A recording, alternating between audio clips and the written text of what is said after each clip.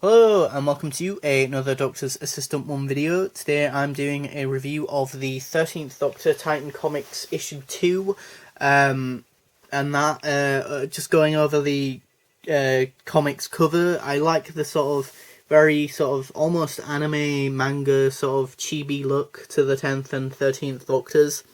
Don't know why, but it just aesthetically is quite pleasing to my person.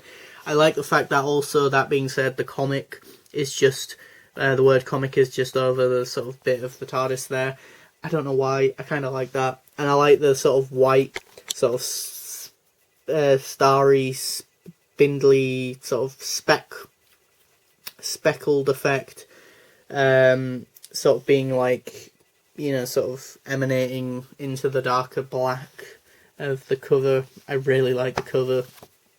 On the back you've just got sort of quotes and stuff from like different nerdy comic website outlets talking about, all quotes from them about how amazing the sort of 13th Doctor comics are. You've got an advertisement for Doctor Who Time Lord Victorious graphic novel. On the inside, if you've for whatever reason accidentally picked up this one before issue 1 and read it for whatever reason first, because you didn't get issue 1 first, there's a nice little recap previously. You've got a bio on the 13th and 10th Doctors, Rose, Ryan, Yaz, Graham and the TARDIS. You've got Titan Comics website, Twitter and Facebook, to give them any feedback, any constructive feedback. You've also got the different comics that are out, you know, both like 8th, 9th, so on, 12th and 13th Doctor stuff and whatnot. On this side you've got the writer, artist, colorist and other people who worked on the comic on these ones. And yeah, you've got the 10th Doctor doing some 10th Doctor-y things. I think, unfortunately, the biggest criticism I have of this one is that it's definitely very much over bloated and carrying way too much baggage. Introducing Jackie and Pete is fine, but then they have the brilliant, lovely task of having a sort of almost recontextualize / bring up everyone up to date with all of the timey-wimey bits and pieces of these characters, which is fine, but then it feels like to me that a big chunk of this sort of story is based around that, which is fine because it's sort of fan servicey, like, you know, if you know, great, if you don't, they're explaining it sort of thing. Because even I was getting confused by, like, wait, 1987, why is that important? And then I kind of think I remembered that's Father's Day, or when that episode's set, I think. Characterization of the 10th Doctor, he's kind of just, I don't know, sort of 10th Doctor-y. You know, I don't feel like he was very, sort of, he doesn't take up a lot of this comic and or this issue, which I'm not complaining about. Because again, if you've watched my earlier review of, on my previous review of issue 1, you know that my biggest criticism of this, or one of my other criticisms of this, is that I just want Jodie and all the 13th Doctor to have her own time to shine in her own range of comics, personally.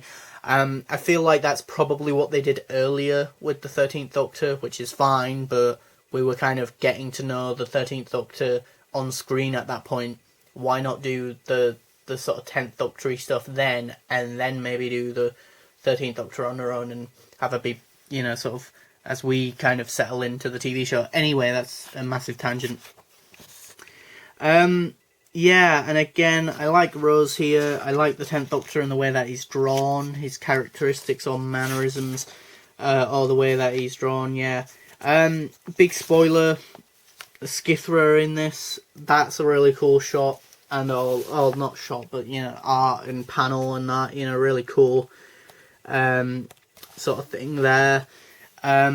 I kind of forgot that the Skithra were in this, but then I kind of remembered seeing like an image of some covers and some variant covers, and I think they had, like, you know, Sea Devils versus Skithra, and I really like that idea because, like, I don't know, like, it feels like you know, like one of the stronger baddies of the sort of Whittaker Chibnall era versus like a staple classic Who baddie like the Sea Devils, that I would say are probably maybe C tier, you know, sort of baddies there with maybe the likes of like the Ice Warriors and Zygons. Well, I mean Zygons might be B tier in my opinion. And maybe even Ice Warriors might be B tier.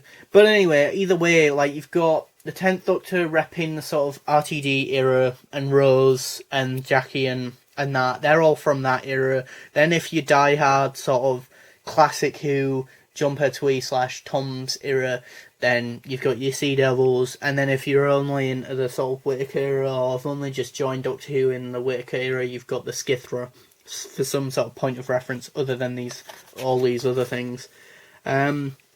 She uses the Sonic here and that, which kind of reminds me, I don't even really remember the last time I consciously remember Jodie using the Sonic in the comics. She barely even uses it, I feel like, in contrast to a on-screen counterpart. Although I feel like, honestly, in Series 12, I feel like that might have been rectified, fortunately.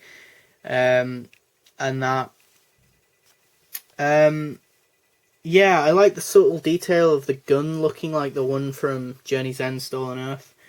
And the TARDIS, oh, I love that TARDIS so much. That TARDIS interior is just my childhood.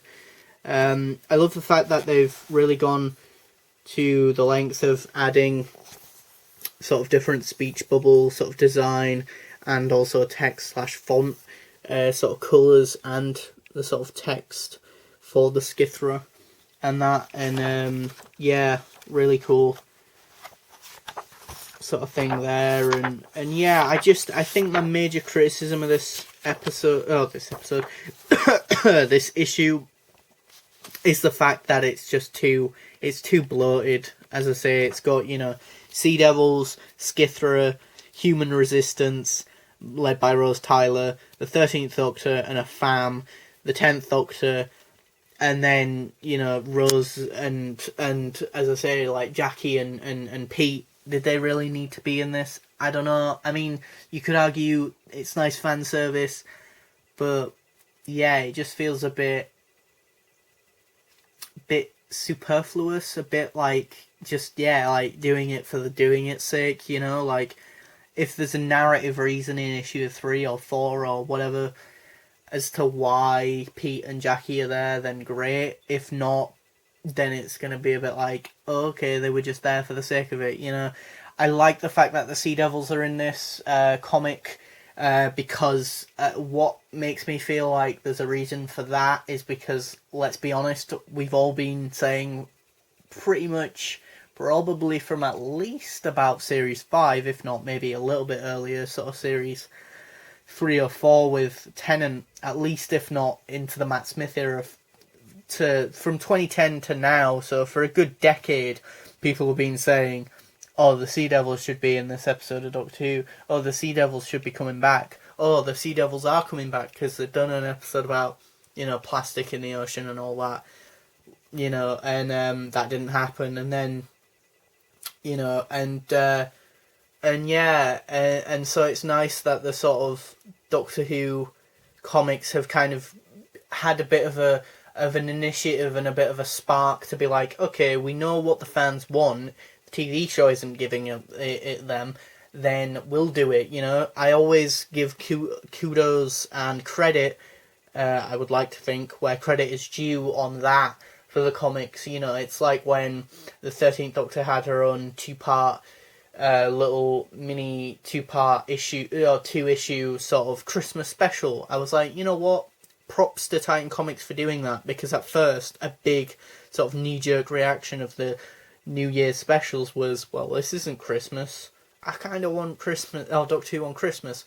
Well, next best thing, Doctor Who comic Christmas special, seen as the TV show isn't doing that for whatever the reason is. You know, maybe we'll never know why the reason is, or maybe there isn't any particular reason, or maybe there's so many different reasons that they just they couldn't possibly be bothered to bore us with all the different outcomes slash, sort of various reasons as to why that is the case in the TV show. And so, as I say, Titan Comics met that sort of bit of a demand and want from the Doctor Who fan base slash community, and they said, yeah, we'll do that, so yeah, that's cool. I feel like the characterization of the 13th Doctor is actually quite good in this. She's quite sort of weirdly enough, she's not firing on all cylinders, but that I oddly enough feel like that's her Doctor. She's very much sort of piecemealing it bit by bit. She keeps referring to this sort of adventure as like trying to put a puzzle together, like a jigsaw puzzle together almost. And I quite like that because, again, I feel like that's a very 13th Doctor-y thing, very in her own way, very in her own head and her own way by proxy, and that. Whereas, weirdly enough, the 10th Doctor is just sort of there, And again, I feel like maybe he's just there to just sell these comics because, again, he's the fan favourite, which, again, is quite sad because, again, that just makes me feel sad for the people who understand how to write for the 13th Doctor, whether you think it's the comic book writers in this case, or Chibnall, or, I don't know, some of the other writers who've written for her era thus far in comics or TV or whatever, expanded media books as well, BBC books. But yeah, hopefully issue 3 is a good one. And that it's been a bit of a mixed bag personally so far with issue 1 and 2, but I'm cautiously optimistic for issue 3. Thanks for watching. Please do comment, rate and subscribe.